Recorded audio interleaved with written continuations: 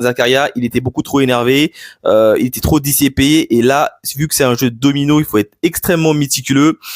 Je le voyais pas gagner. Sincèrement, tu le voyais, il s'énervait à chaque fois. Évidemment, Zakaria, il perd ce jeu et il est directement éliminé. Du coup, là, tu te dis, bon, les rouges sont quand même en supériorité numérique, hein, puisqu'ils sont quand même 3. De l'autre côté, les jaunes, ils sont également 3, mais ils ont un vote en moins.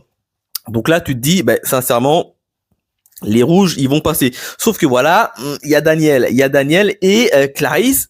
Clarisse ne veut pas voter contre Guillaume, et il a fallu quand même l'intervention de Caroline, qui l'a un peu raisonné, qui a dit ok, je vais voter contre lui. Mais là, Clarisse décide de sortir son atout. Hein. Elle décide de donner l'information dans un premier temps à Carole, comme quoi il y a une neuvième poterie qui est très bien cachée et qui renferme un message très important. Donc ça, c'est plutôt cool. Le problème, c'est qu'elle va également le dire à Guillaume. Et ça, franchement, j'ai trouvé ça assez cool, mais assez quand même dangereux pour Clarisse.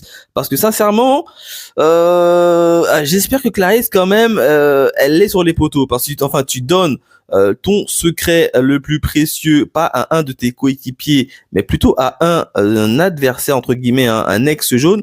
Ah là, j'ai trouvé ça fort. Bon, en même temps, je la comprends, puisque Daniel, sincèrement, il l'a déglingué. Hein. Daniel, dès qu'il y avait un problème, il l'accuse de triche. Voilà, il nous a trahis. Il a essayé de rejeter la faute sur elle pour que Daniel se fasse oublier.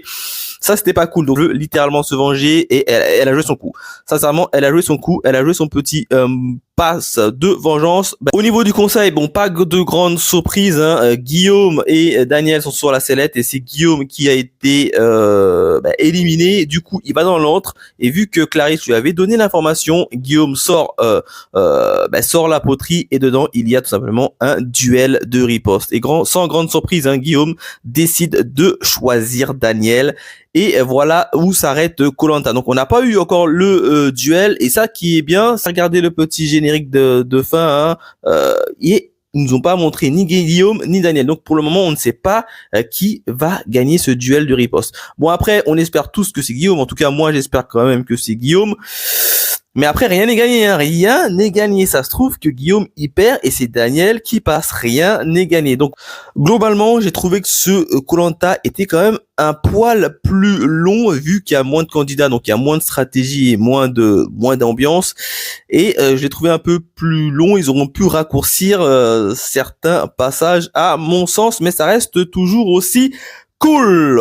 Voilà, je vous dis à la prochaine, les fans de Koh-Lanta.